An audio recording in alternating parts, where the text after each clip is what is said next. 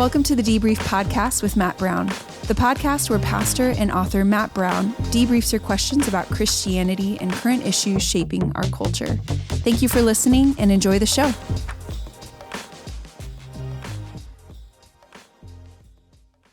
Well, welcome to the Debrief Show, guys, everybody. I am Matt Brown, and I will be your host today. Going to be interviewing my friend. And so, Darren, I'm not great at interviewing. I know you know this. I talk too much and too often. It's perfect because my wife tells me I don't talk enough. So okay, I think we're like a perfect couple. Yeah, it's great. Yeah, I love it's this. It's going to be perfect. I love it. So Darren is a friend of mine. We've gotten to know each other over the last couple of years. Really through COVID, we kind of connected. And like a lot of people in Hollywood, you kind of escaped for a bit, get out of there during all of the lockdowns and craziness. And then you ended up connecting at one of our campuses. I think we met at campus one day. Correct. And I had met your wife before, but then we kind of connected. And my favorite story, this is a true story. We met for coffee for the first time. And here I am sitting with a producer in Hollywood. And this woman comes up to me and calls me what? Kevin Bacon. Kevin Bacon. Literally. And I was just laughing. I was like, see, it's everywhere. But I was glad to finally have someone in Hollywood experience this baconism that surrounds me in my life. Well, I have to jump in because when we first started coming to the church, I'm like, oh my gosh, that's Kevin Bacon. And I was making a movie and I had an offer to Kevin Bacon. And so we was waiting on him to read it and respond. And ultimately he didn't do the film. I should have asked you to do it. And, but in hindsight, do you still think I look like him? Yeah. Oh man. So I don't see it. I think there's some nose similarities and it kind of hurts my feelings because he's quite a bit older than I am. So I think 10 years older than me. I don't know. But my wife thinks he's good looking, so I'll take it as a compliment. Yeah. So anyways. He's aged well. Yeah. Well, hopefully I'll age well. I just got on a flight 2 weeks ago, and as I checked in, the lady said, "Are you Kevin Bacon?" And I said, "No." And she said, "Are you lying?" I was like, "No." I said, "Does that mean I get an upgrade?" So you should own that. Yeah.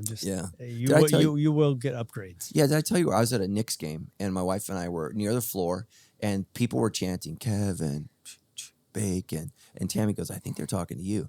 So I stood up and waved, and they were all cheering. And there was this drunk guy behind me, and he's like, "Are you really Kevin Bacon?" And I said, "Yes." And my wife's like, "I can't believe you lied." So, yeah, sorry. There are a lot of perks. Yeah. I was traveling with, I won't mention the name because obviously I was traveling with a well-known actor. Okay. You know his name. Everybody knows his name. And we were traveling on the day the FAA shut down all the airlines. Okay.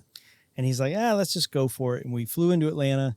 And by the time we got there, we were 100% going to miss our flight into Valdosta. Mm. So I'm working with the airlines, the flight attendants. And lo and behold, I said, do you happen to, know my friend? Yeah. And these women just lit up like, oh, yeah, we love him. And they said, let me see if we can get you the Porsche. I'm like, oh, yeah, that'd be awesome. Yeah. I had no idea what they were talking about. But plane lands, they get us off. We drop down the back steps on a Porsche, 100 miles an hour across the tarmac, up the next flight, and they held the flight for us. Wow. So you might want to go with the Kevin Bacon thing. In those moments, just play along. Yeah. I didn't know they had Porsches on airports. Yeah, that makes two of us. Yeah. So we answered our first question. How do we know each other? We know each other through Sandals Church. And, from time to time, Sandals is a Southern California-based church. And so we have people from Hollywood from time to time that come in and come out. And so why don't you just share with people kind of what you do for work and what your role is? And I know it's changed through the years as you've shifted from directing to producing, but kind of explain, because I didn't know the difference. So. Yeah. So, I'm a film producer. Okay. That's simple. I own a production company called Reserve Entertainment. And a producer goes and finds a story. It can be a news article, a book, or somebody sends a script that I say, oh my goodness, I have to make that movie. So we find it and then we develop it. We get a director, we find talent, we raise money, we bring it out to the theaters or Netflix or... But the producer is really the guy that's running the show. The director gets most of the accolades, and of course the actors are, they're what everybody cares about. Yeah, that's incredible. Talk to me just a little bit about the struggle with the strike, the writer's strike. That's affected you. I know for me, I don't often think about praying for Hollywood and their finances. Yeah. And so I think a lot of us just think the cash just flows no matter what. But things have changed with the internet, with the way movie going has changed. But how has this strike specifically impacted you this year? Well, as a film producer, you get paid when you're actually making a movie. Okay. That's where the cash flow. You get a producer fee. You put the deal together, and when you're a green light, you get paid. And that's so for the past 6 or 7 months, the industry's been shut down. So the movies that I would have made this year, we did not make in 23. So it's just you make a plan and God directs a path. So it's been a tough thing on me and everybody else, all my friends, et cetera, in the industry. Yeah. So. And I mean, you're a friend. And so here's the reality. I want everyone to understand this. I would just want you to think about our listeners, you not being paid for a year. Yeah. And so like we all live at different socioeconomic levels, but just all of us just not making money for a year. That's challenging. You got 2 boys, you got bills. I know you just bought a house here in Southern California, which means you're broke forever. Forever. And, that's just kind of the way that it goes. But God has used you so incredibly to make movies. Actually, the week before I met you, I don't know if you remember this story, I was sitting down at one of our pastor's houses. Tammy was out of town, and so I hung out with the Melendrez family. They got younger kids. We sat down, bowl of popcorn, and they put on a movie, Blue Miracle. And this is the week before I'm going to meet you. And so you produced that movie. Did you direct that as well? I produced it. Okay, so you produced that movie. That movie was awesome. Like, I loved that movie. I enjoyed that movie. It was fantastic. Talk to me about the impact of that movie. Yeah, it's been one of my favorite movies to make. First of all, we did it in the Dominican Republic. Okay. So Not Cabo. No, 4 months living, at a nice resort in the Dominican. So it was a stellar experience. But the movie itself, I found the article, partnered with another producer, and we went and made the film. And we had no idea. We knew the movie. The story spoke to us about a group of orphan boys who win a sport fishing tournament to save the orphanage. Yeah. So it's a layup of an idea. But what's happened is I've been down to the orphanage since then, and this movie has saved the orphanage over and over. That's incredible.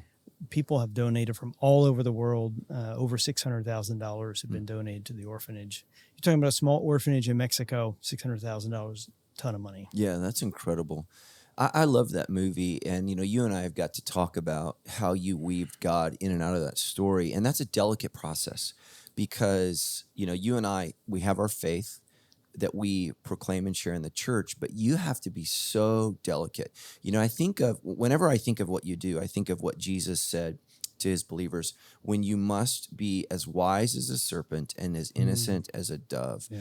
And most believers don't think about this, but a snake is most vulnerable when it strikes. So it better get that right. Otherwise, it's in real trouble.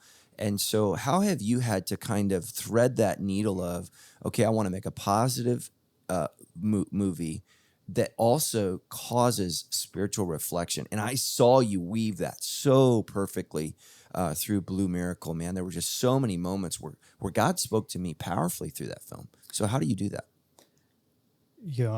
I pray for divine wisdom on every story, truly. And I'm typically on those kind of movies probably the only believer that's sort of pushing that through.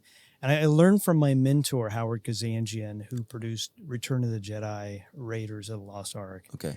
And I had interviewed him, 300 industry professionals, and no cameras, no audio, and all that stuff. And I said, how much of the God impact did you have on Raiders of the Lost Ark? He said, all of it. Wow. So, and I'm just thinking to myself, as a producer, I have that ability to influence every story. Mm-hmm. Not all of them work perfectly. Yeah, I've missed many times, but when you get it right, and like a Blue Miracle, it works and it has a kingdom impact. We think about it. Netflix has 200 million subscribers. Yes. 600 million people watching. You have a huge opportunity to impact the world. Yeah. So this I didn't clear this question beforehand. So are you ready for it? Oh yeah, you can fire anything. I think most Christians, when we think Hollywood, we don't think Christian. But, I know you, specifically Glenn, who is an Academy Award winning, is he producer or director? He's an animator, So for the most part, but director, animator. But you know a lot of Christians in the industry. That's right. And you're connected with them. And so how can we as Christians, instead of just criticizing what Hollywood does, how can we pray for what you guys are doing? I think the key, for everything we're doing is that we're bold in bringing these stories out. And I've seen, I worked with Chris Pratt. Yeah. I've seen when I do things, projects that other Christians might resonate with, that it will attract them. And I have to be bold and go try to get Chris to sign on. And so I think that's a boldness to be able to go after those people that typically aren't sort of front and center, but they have a faith. And so I love doing that. Yeah. And we're seeing Christian movies and television series do so well. Like I think about Jesus Revolution last year, and you're friends with the director, and so many people that were a part of that.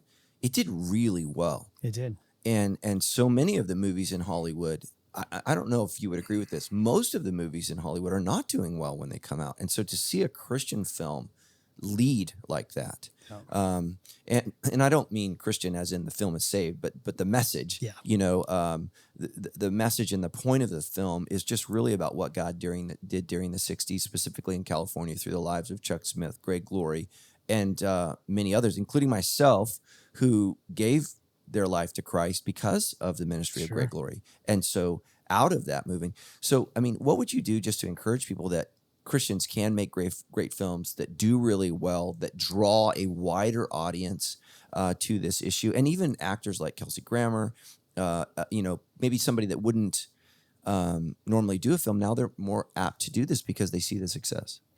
Yeah, it is definitely, I'm not the first.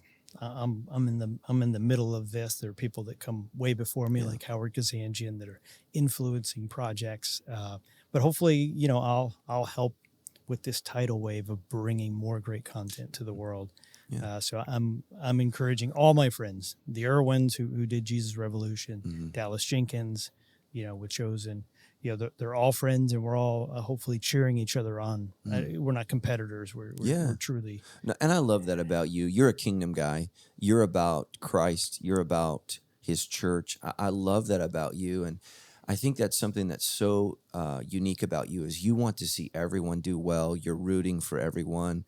You're a competitive guy in sports, but you're a guy that celebrates in the kingdom. And so I love that about you. And I think a lot of us guys and some gals, competition is good in places where it's good. Yeah.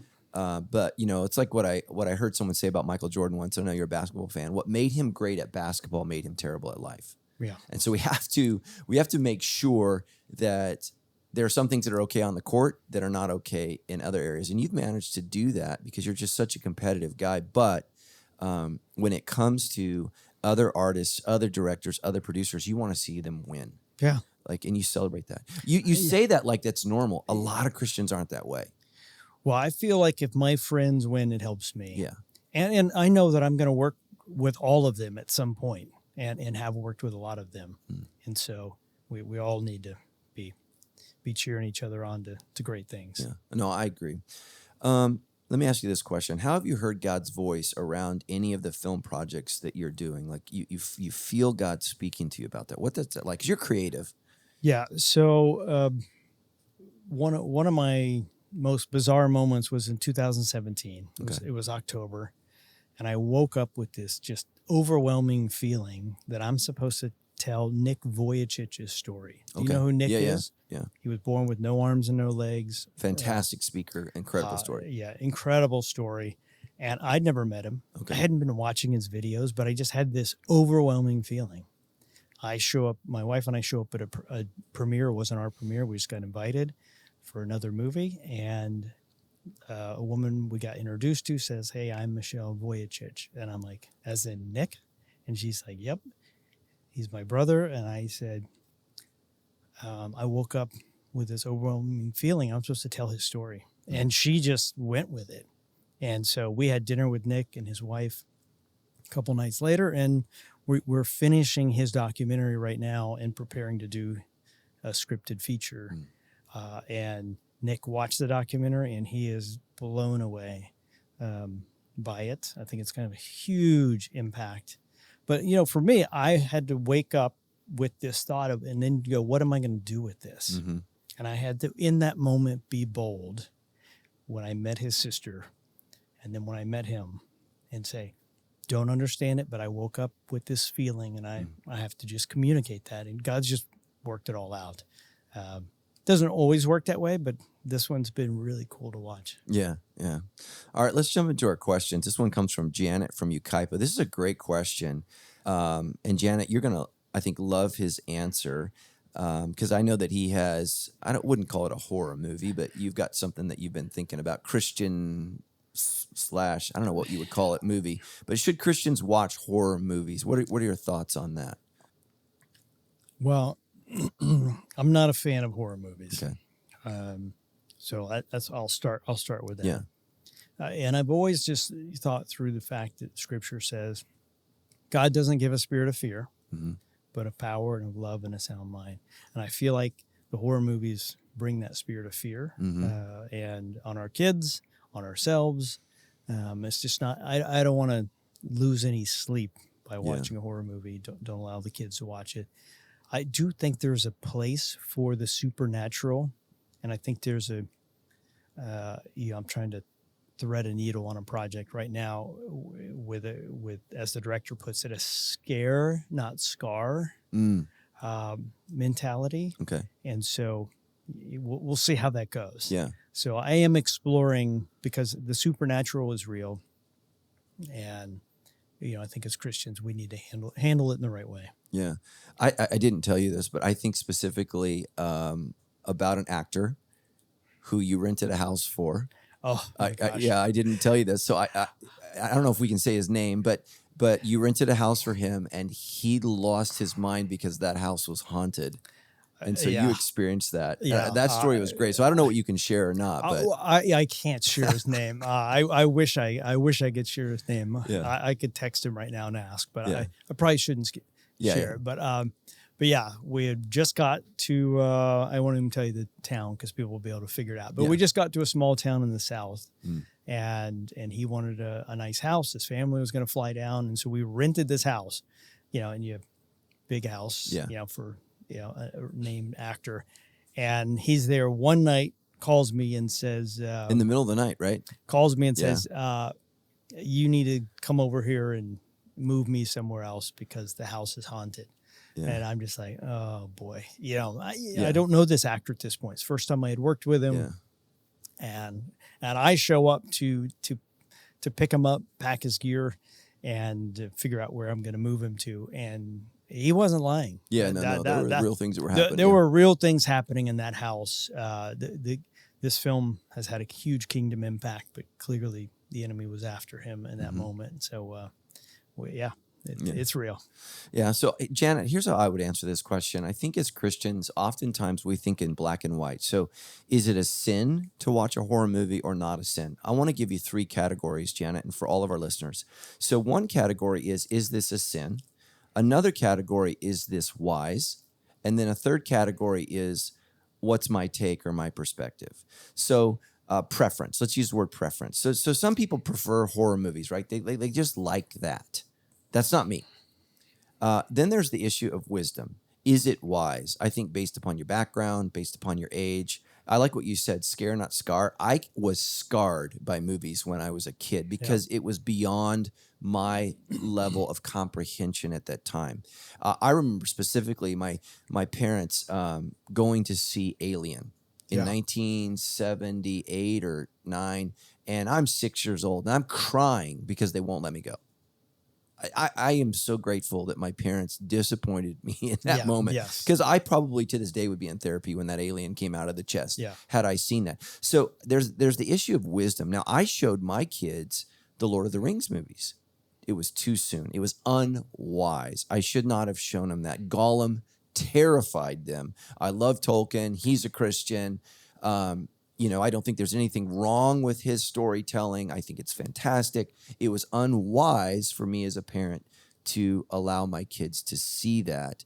And in my mind, it same is true with Passion of the Christ. Yeah. The Passion of the Christ is age appropriate. When the movie industry puts rated R, right? That's 18 or 16. What is it? 18. 18 and above, Christians in the name of their faith, you don't need to let your kids see that. Mel Gibson is a little gruesome in the way that he portrays things. And that's not to say that the cross was gruesome. So I don't think that it's wise. And then there are sin issues. Is this causing you to sin, leading you to sin? And so you need to think in those three categories. And so if I was a person that came out of the occult, which I'm not, I think it would probably be a sin for me to partake in that. I think if somebody asked me my perspective, I'm trying to think about what's the exorcism movie that just came out this year with the Gladiator actor? The Pope's Exorcist. If somebody asks me for perspective, hey, Pastor Matt, what do you think about this? I might watch that. But there are some people I would say you should never watch that. And the Apostle Paul talks about conviction. If you're convicted about something, you shouldn't do it. And then there are just situations where it's unwise. Could your time be used better? But some people just like to be scared. And so I would just say that. But like you said, the demonic world is real. These things are real. And be careful what you watch. Be careful what you let into your eyes, because this can mess with you. And again, like you said, God has not given us a spirit of fear. And oftentimes what those movies do is they give us an unhealthy fear of Satan, and it takes away from the healthy fear that God wants us to reserve for him. And so it's hard in the English language for us to think of healthy fear and unhealthy fear.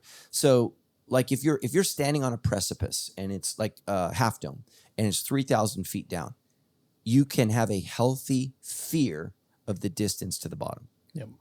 So there are places where that, because if you don't have fear, I'm questioning your sanity. And there's some people where they're just like, yeah, okay, there's something wrong with you. So we need to have a healthy fear and respect and awe of God. But there's an unhealthy fear of the devil, because what is the devil afraid of? God. And so I think Hollywood oftentimes makes us afraid of the devil. And what I always ask people is, well, what's he afraid of? And the answer is the Lord. Yeah. So great question, Janet, and I'll be praying for you. And just like everybody, especially parents out there, don't be afraid to make the decision you feel convicted about. So many parents are like, well, everyone else is letting their kid watch it. And I was like, well, you're not everyone else's parent. So make the best decision for your kid. And your children. There are some kids that stuff runs rampant in their mind. And I had 3 kids, and they all 3 handled, processed, and felt about scary things very differently. And so maybe one kid could watch it, and maybe it's not wise, but it's not a sin. But as a parent, it would be a sin for me to let one of my other children. And I think as parents, like the fairness thing, well, we got to be fair. No, you don't love your kids equally. You love them uniquely. You love them uniquely because they're an individual. So that's a great question, Janet. All right, RJ from Bullhead City, Arizona. I've been to Bullhead. Have you? No. Oh my never gosh, heard of great it. city. So in Hollywood, you hear stories of people selling their souls to Satan. I have never heard of this. Okay. Is this a physical contract you sign? I don't know how you're going to answer this. With a demon, or selling your soul, more of just living an ungodly lifestyle and choosing that life over Jesus? I don't know.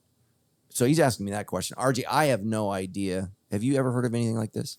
I haven't heard of anyone physically signing anything, but I think clearly we see the downfall of actors. Yeah.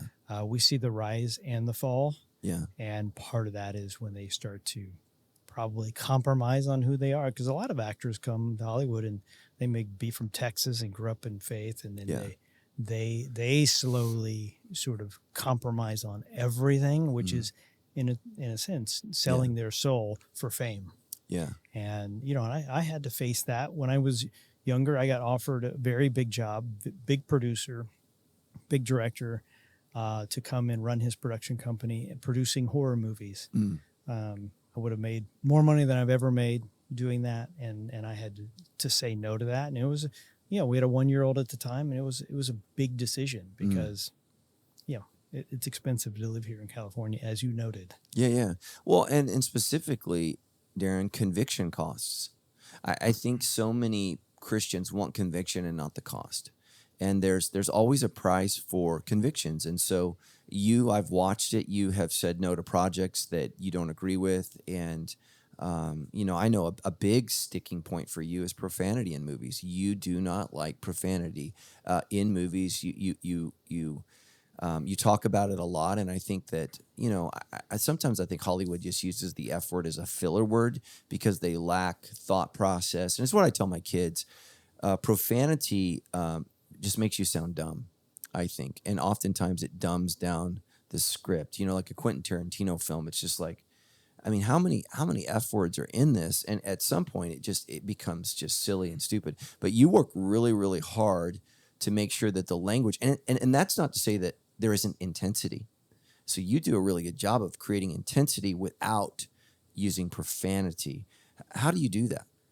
Because I know when you see the scripts, it's in there.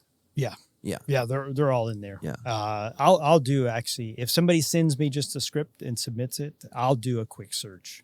And I'll see often, I'll just type in the word, and sure enough, there's 25 F words in there. Yeah. And it keeps me from reading a script. Yeah.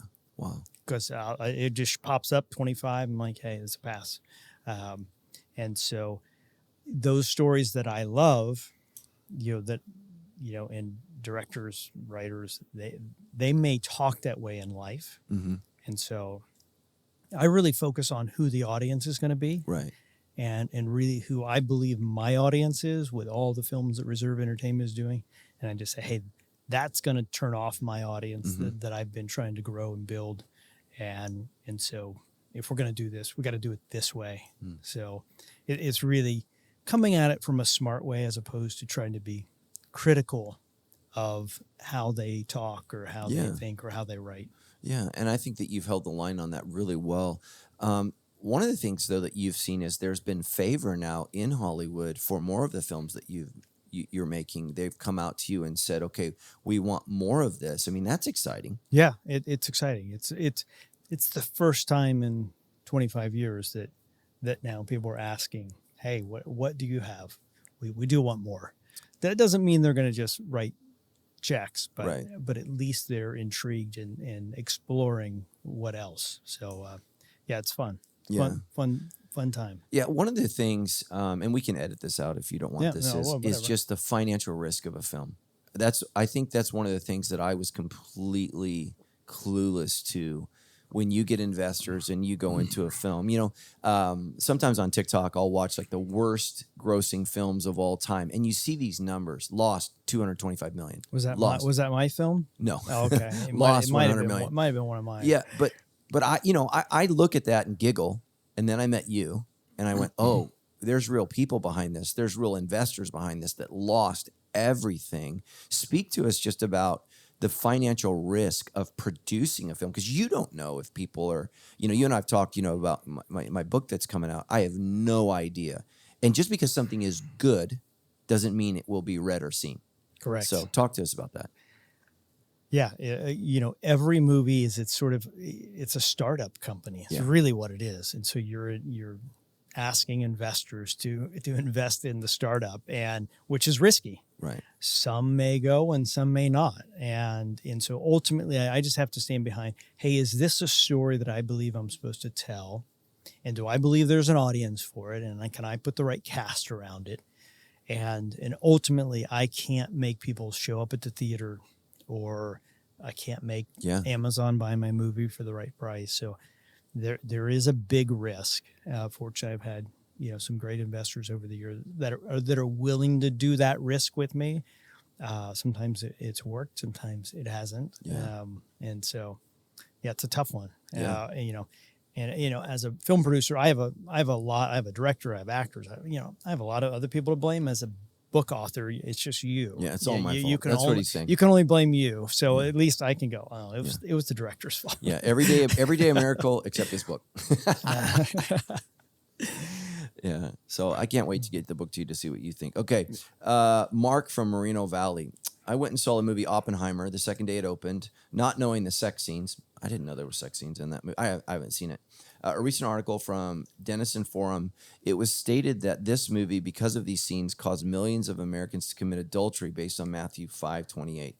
I remember thinking when these scenes were shown, why did they have to put this in the movie? Did you see Oppenheimer? I did not. Okay, so I don't know anything about the sex scene in the movie. I mean, I can imagine. Yeah. So. Yeah. The question is why do directors have to put these in movies? Really, that's really the question. And I think I've been there. I've faced this, and I will tell you that distributors, money people, salespeople all think if we have a sex scene, it will sell more tickets. Okay.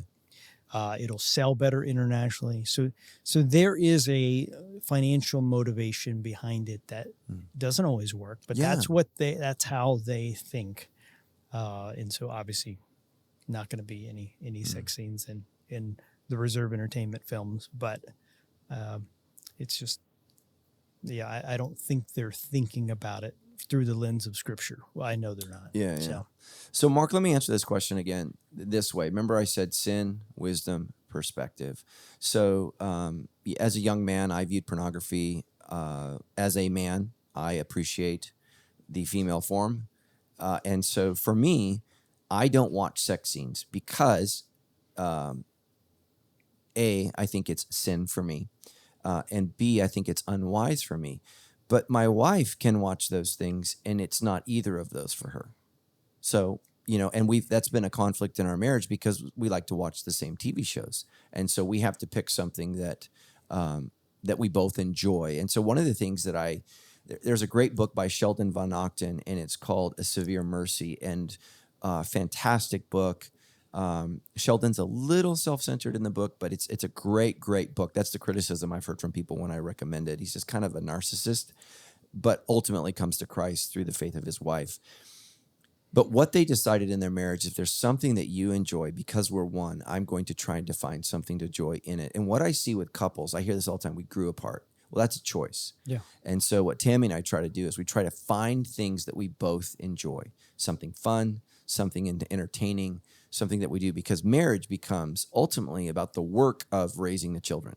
That's not always fun. That's not always enjoyable. And kids don't always appreciate it. I don't know about your boys, but did they wake up this morning, Father, we doth praise thee for thine sacrifice? And no, they didn't do that. They did not do that. Neither do my kids. So what we have to do is we have to find ways. And one of the things that I tell Tammy all the time, instead of criticizing, you're no fun. So that's how you criticize. What I say is, one of the things I loved about you in college was how much fun we had together. So let's work on that. Let's work on having fun together. I love that. And so she started working out with me at the gym. Now, she doesn't always have a positive attitude. And last week I said, hey, can I give you some feedback? I know. That always goes over well in my house. I just said, the gym is a happy place for me. Can you work on being a little happier while we're there? That's what I said. And because I coach her, which is a very delicate process. And I've learned, I like to be coached differently than she likes to be coached. Mm-hmm. And so, but you know what? She came back to me and she said, okay, yeah, I can work on that. And it's working out is hard.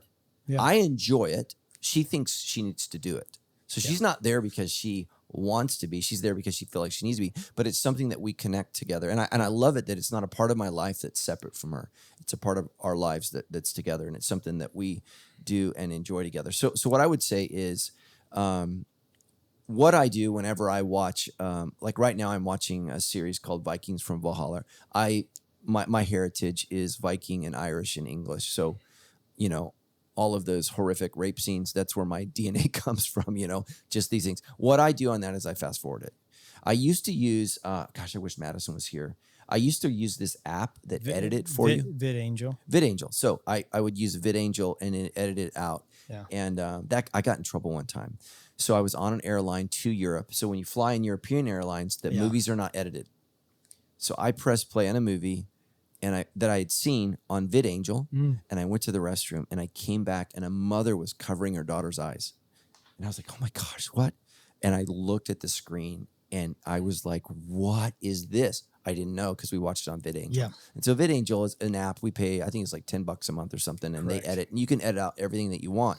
But I did not know that scene was in there because it just took it out. And I apologized to the mom. I'm like, I'm so sorry, and turned it off. But so I edit it. I fast forward. I really like, what's it called? The Last Kingdom. I'm fascinated with what I call history that's fiction. Yeah. So I love to learn history. So, why do we speak the English language? Just that whole story, The Last Kingdom. I love that whole narrative. It was actually produced by the BBC at first, and then I think Netflix bought it. But I love the character in that movie. Uhtred is his name, and the whole tension of Christianity and Christians trying to deal with Vikings. And so I love that. But I don't allow myself to watch that. And so for me, Mark, it's zero nudity. And that's just something that I've done. And I just don't do it. And I've told my son that. I think that it produces a lot of negative effects, not only sin, but a lot of men cannot engage in sex with their wives because of pornography, because it has so wrecked your sensing system, how your brain releases dopamine, that you are no longer to engage in sexual intimacy with your wife. And I have counseled through that so many times and seen so much heartbreak. I just have a zero tolerance. But there is art. So like we walked through the Sistine Chapel, and many of the famous sculptures were nudity, and that was fine. It didn't bother me at all. I found it beautiful, amazing. Some of it was weird. But some of it was just absolutely gorgeous. And so I think there is a way to capture nudity that's not sin. But when you walk through those art museums with your young boys, I know. They're just snickering. So it was rough. So it's funny. I told my wife, you have to have your shoulders covered as we walk through this. But all of the statues are undressed. It was just bizarre to me. So you have any thoughts for Mark? I didn't see the Oppenheimer movie, Mark. I didn't know it was coming. I'm the same way. No nudity. For the most part, no R-rated movies at our house. Mm-hmm. Every once in a while, I have to watch one for work where I'm looking at a director's work, but I got to do that, without the kids being around and and with the remote in hand, knowing. And that's similar to what a police officer or a firefighter has to see. I mean, they have to see things that are sinful because that's a part of their job. And so we have to make sure that we understand that. There are things that I've seen at church that I wish I wouldn't see, but it's part of my role as a pastor. And so, but when we're talking about my entertainment, what I watch for fun, and what I ask is, is this drawing me closer to God or not? Years ago, we went to see a movie called Get Him to the Greek. I didn't know anything about it. I thought it was funny. Actually, I really like the guy now. He's turned into, I forget his name, Russell Brand and Jonah Hill. And so he's completely gone 180, where he's like, no porn, no drugs. I mean, he's gone straight edge because he's realized that's destroyed his life. I had no idea what the movie's about. Tammy and I got our popcorn. We got our sodas. We're sitting in the front row. And I'm like, it's the grossest movie I've seen as an adult. And Tammy and I are just sitting down, and I'm like, God is going to hold me accountable for these 2 hours. And, we walked out, we got our money back, and it was interesting. The gal at the front said, a lot of people wanted their money back. So I thought it was interesting. I had no idea. I thought I was going to watch a funny rom-com, and it was just raunch-com. That's what it was. It was so bad. And I'm with you, and I talk to so many Christian parents, and obviously kids just say, "Oh, it's just entertainment," and they do the same with music, right? It's just music. But it's not just music. And it's not just entertainment. Having worked in Hollywood for 25 plus years, there is an agenda. And Satan's behind that agenda. And I think that people need to understand that I have a friend of mine, I'm going to use that word, a friend loosely, in Hollywood. And I asked him, I said, why don't you go into politics? Here's what he said. I can push my agenda more easily in Hollywood than I can from politics. Wow. And so he is a politician pushing his narrative, which is the opposite of mine. We disagree just about on everything. And actually, it's so funny. Conservatives are frustrated with my she, her series because I use pronouns.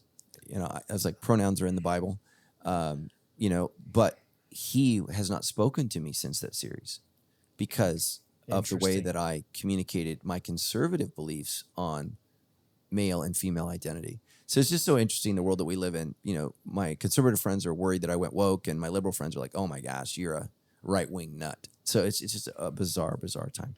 All right. Well, Mark, sorry, I just see here it says that you sent us the attached article, and I did not read the article, so I apologize for that. That is not the Debrief team's fault. That's my fault. I did not read your article. So you know what? I did read the article. Oh, okay. So comment.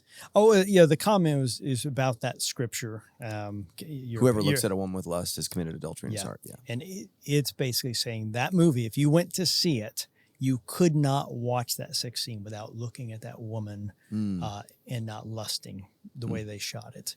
And so therefore that movie has caused, all those people to lust. So that was the context of it. So I would say, again, I don't know that I would agree with that perspective, because the word lust that Jesus means there is not attraction. It's not. So Paul says, run from anything that stimulates lust. And so what I would say is a better thing is you violated what Paul is teaching there, that you were allowing yourself to be stimulated to lust. And that could have happened whether lust occurred or not. So saying that everyone lusted, I would say, I don't know about that. But what I would say is, according to what Paul said, you were opening the door to be stimulated to that. So I think that's a better theological argument for that verse. Because the idea of what lust is talking about in Jesus, it's not just the act of looking, it's the act of pursuing with intent to commit adultery. And so I'm thinking about this, and now I'm moving in such a way to make that happen. And so that's really what Jesus is talking about there. It's not the stimulation. And that's where I feel like so many guys get stimulated and they feel like, oh, I'm so terrible, I'm so awful. It's like, no, lust is the intentional pursuing of the sin, of the sex that you know is sin. And so that's really what it means. So I don't know that I would agree specific with that, but I would agree that stimulates that, and it could lead to that for many people. And so therefore I would say, but to say that everyone lusted towards her, I can't jump into the minds of every single person. I just would say, for me, again, so is it sin? I would say it's unwise. I would say this is an unwise use of your eyeballs if you're a man. And there are some men who, maybe they would say that didn't bother me, but, so that's just me. So Mark, great, fantastic question. And I probably won't watch that movie. No, not going to watch it either. Right. Kimberly from, I have no idea how to say this, Phelan. Does anybody know the name of this town? It is Phelan. Phelan? Sounds right to me. Let's go with it. Phelan? Phelan, California. I've never heard of Phelan, California. I've been having a difficult time answering this question. Is it sinful to support nudity or to see nudity? Well, this is kind of the same thing. It has been so normalized in today's society that it personally bothers me. But some of my Christian friends see it as normal. I understand that it doesn't say that nudity is a sin in the Bible. However, I also think that the action leading up to the nudity or the purpose behind it can make it sinful. An example would be viewing a scene. This is a very similar question, where a woman is topless, taking a shower, topless in a bar, or nude in a random scene. I believe that nudity is a sin if it does not have a godly purpose behind it, which is hardly ever seen in the movies or TV shows. Like when God told Isaiah to preach in his nakedness to the people. Wow, this person knows their Bible. Is it okay because God commanded him to? So actually, it's interesting, it doesn't say in the Bible that nudity is a sin. What it teaches is that nudity is shameful. So it's interesting that God told Isaiah to be nude to amplify the shame of what he was preaching. So God is actually challenging Isaiah to engage in personal shame so that the people will understand how shameful their behavior is and who they are. And so that is nudity for an effect, to let the people of Israel see, oh my gosh, this is terrible what's happening. And so, God does use what we would consider in the Bible. I don't want to say curse words because, we can't go back and ask ancient Hebrews, hey, what's a cuss word? We can't go back and ask Jesus. But when Jesus says, if you say to your brother, Raka, okay, we don't know what that word means. Sometimes it's translated idiot, moron, fool. We don't know the actual context. What we know is it's probably a slang word that is used to demean. So could it have been a curse word?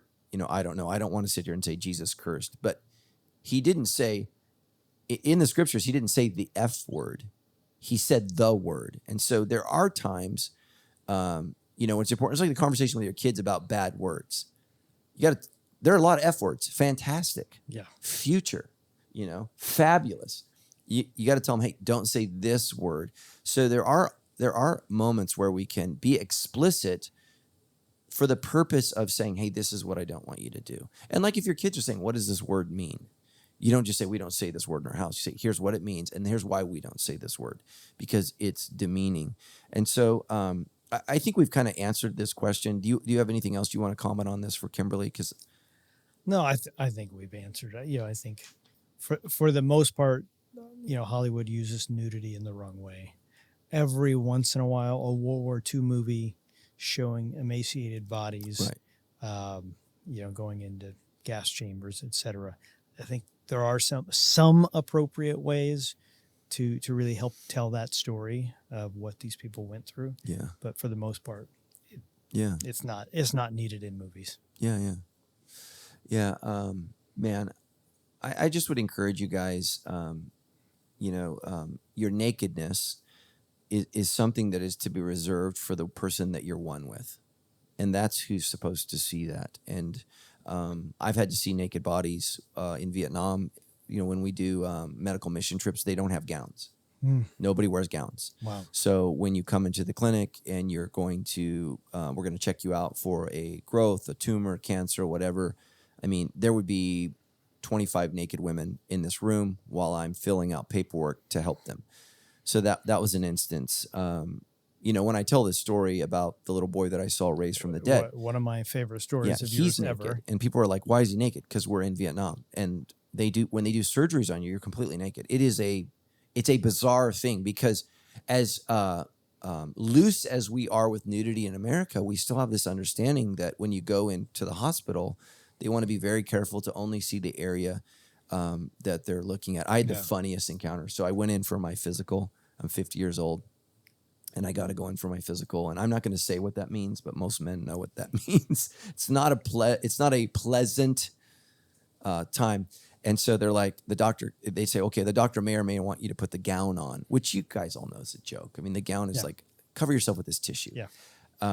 But the doctor was him and hawing, and she was being kind of weird. And eventually she just said, I know who you are. You're my pastor. And she's like, we're not going to do those tests. We'll just do blood. So in that, she didn't want to.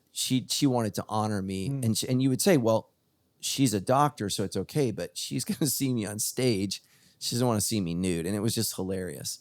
So, you know, she's fantastic. I'll probably be choosing somebody else. So it was just hilarious to watch a doctor get all weird. But, yeah. One of my favorite stories. With in the context of this is before I moved to Hollywood, I was a baseball coach. Okay. I was a football coach. I was a basketball coach at an all boys prep school. It was first day of baseball season. We were pitching. They did not have everything set up. Yeah. And so normally you're pitching behind a screen. So I got a kid hit one back at me, and I got hit. You know. In the balls, you know, you might have to edit that. That's but fine. Testicles for the layman. Yeah. testicles. Yes. So immediately I say, all right, I'm headed to the hospital. I knew it was one of those things. Oh, yeah. You sign in. Hey, is there any way to get a male doctor? Yeah. They proceeded to send like 8 people through. You guys got to go check that out. Like, how could a ball swell up that big? But yeah, those are embarrassing moments. Yeah. Well, and all medical practices. Yeah. All right. Anonymous from Loma Linda. And I'm glad this is anonymous. I don't know if you want to handle this one or not. Is pedophilia as prevalent as typically conservative media is making it seem in Hollywood? You know, I don't listen to any news, so I don't know exactly what conservative media is saying. I tend to stay away from all news, so I don't know how to answer that. Certainly, I've heard stories, but it's never been around anything that I've seen. Yeah, I haven't seen. So I'm sure there's a dark underbelly of Hollywood that I'm unaware of. Yeah, and what I would say is, no matter how personally you know a person, you don't know their private life. Yeah. You just don't know. And this is why, pedophilia happens in families, because you think you know the person, but you don't know them privately. You don't know what they're privately struggling with. You don't know what they're privately dealing with. And that's why this stuff often happens with people that we know and trust, because you don't know what's on the inside, which is why, the Bible speaks so specifically that the problem is the inside. Nothing is more wicked than the heart, like what's going on the inside. And that's what Jesus Christ wants to change, wants to turn, wants to make a difference. Let's close with some lighter questions, man. These got a little intense. What would you say for some of our listeners that maybe want to be an actor in Hollywood? And I think most Christians are discouraged from that. Oh, why would you want to do that? Or would want to make movies in Hollywood or make film in Hollywood. What would you say to, people who feel like you, maybe that's my calling? What would you say to them? Ask God for another calling. I think if it's your calling, you just better buckle up, and you better get some great friends around you, because it's a bumpy ride. Yeah. But it's worth it when you start to see the kingdom impact of your content globally. It's worth it. Mm-hmm. My dad was a pastor. Same church, 42 years, 400 people that he spoke to, and to think that my ministry in Hollywood has had a much bigger global impact than, with one film or a couple films. We have the ability with a world stage to make a huge impact. All right. This question's not on here. You ready for this one? Oh yeah, fire away. Why do you go to church? I just went through your series, so I better answer this based off. No. I mean, you I'm personally, I'm joking. Yeah. I have to be in worship. So, one, it's just something that my soul needs every week. So, although I can turn on worship at home, it's not the same. Yeah. And I have to be free in worship, which happens here at Sandals. So, love. I'm just getting to know everybody here at Hunter Park. Yeah. So, just making some friends at this part of the world, having just moved out here. But, it's a place where usually I find my community, like-minded people, because I'm fighting every day. And the battles in Hollywood, it's nice to be around believers. Yeah. That's one of the things I'm just so impressed with you is, despite your schedule and you traveling all the time, fundraising, producing movies, how often I see you in church. And I know right where you sit. I'm not going to tell people, but I can see you sitting there. And it so impresses me, that here's this Hollywood producer, Hollywood director, and you're in church. It's something you and your wife are committed to. You want your boys in church. This is what you want for your life. And also, it's something that, and I don't want to use his name, but, your best friend, he and his wife, despite all of, and you can choose if you use her name or not, but despite all that he has going on, he's in church. They're in church. And so there are people that are in powerful positions in Hollywood and in media that make church a priority. And I think that's just so amazing. And one of the things I love about you, you hear me, I'm begging people to make time for church. Yeah. I've never had to talk to you about that once. You're in it, you're there, you're connecting, and you're so supportive, so encouraging. You love our church. You're there for our church, and it's just so amazing. I wish that people could understand. And I think what you said is, you operate in such darkness that you need as much time as possible in God's light. And I wish that all of our church, our debrief listeners, and our Sandals churchgoers could have that same perspective. Just yesterday at the gym, I was talking to a guy named Joe, and I said, "Are you a Christian?" And he says, "Yes." And he shows me his necklace. And I couldn't read it. I was like, "You can read that?" The font was too small. Yeah. And it was, "I can do all things in Christ who strengthens me." And I said, "Do you go to church?" And he says, "I love Jesus, but I don't go to church." And I said, "Well, Jesus loved the church, died for the church, is marrying the church." I said, "It's his bride." And there's just this huge disconnect. And this guy's a physical trainer at a gym. I said, "You know what church is?" I said, "It's exercise for your soul." It's a good word. And then the guy he was training was like, "Oh, Pastor Matt got you." Yeah. Yeah. By the way, I tapped somebody on the shoulder at the gym the other day, and they went, "Jesus," and I went, "No, close." So, and they used his name as a, whatever. Of course. But I was just, she had headphones on, and I was trying to get beside her, so I tapped her shoulder and scared her. So, but yeah, I was like, "No, close. I love him, but not him." Yeah. But I appreciate that about you. I know that it's something that's so important to you, and the people that you're close with also make church such a priority. And when I see you in the lobby afterwards, you'd just be like, "Oh man, it was so good today. It was so," and you'll say this, "It was so good to be here today." And that's what I love about you. So just know, as a church, we're praying for you. We love you. Be praying specifically. Tell us the name again of your production company. Reserve Entertainment. Reserve Entertainment. Now, is there a reason for that name? Yeah. So whenever you start a church or you start your production company, you're like, what's the name? Right. And, it has meaning for me, just like sandals has meaning for you. Right. And so I just praying through, hey, God, what is it that you want to name this company? Mm-hmm. And I've always been inspired by the fact that Jesus' first miracle was turning water into wine. Mm-hmm. And the guy running the wedding party says, "Whoa, where did this reserve wine come from?" Amen. And so I, as a filmmaker, care about quality. Yes. And so I hope that people walk out of the Blue Miracle experience and they go, "Wow, where did that reserve film come from?" Mm-hmm. It just tastes better. There's something about it. So yeah. And then the second thing is, the guy said, there was a random wedding party. He said, it actually goes against our culture to bring the reserve wine out second. Mm. And so the kind of content that I'm creating is going against our current culture's thinking. Mm-hmm. So whether that's forgiveness in the context of marriage or taking care of the orphans or whatever, God's stories that he gives me. Yeah. So that's the heartbeat behind you're not going to read it on the website, but that's the branding. Well, thank you so much for coming on the show. And thank you so much for the questions. And those were some tough questions. I actually texted you yesterday. I was like, these are some rough questions. Yeah. Thanks for listening today. You guys can always submit your questions anytime to move.sc/ask, or you can go to the Sandals Church app. Look forward to seeing you guys next time. And Darren, thank you for being on the show. Thank you for loving Jesus. Thank you for what you do. And thank you for being a part of Sandals Church. Yeah. Love you, Matt. Yeah. Love you guys. See you next week. God bless. Thanks for listening to the Debrief Podcast with Matt Brown. If you enjoyed this episode, consider liking, subscribing, and sharing it with a friend. If you would like to submit a question to Pastor Matt, you can do so at move.sc/ask.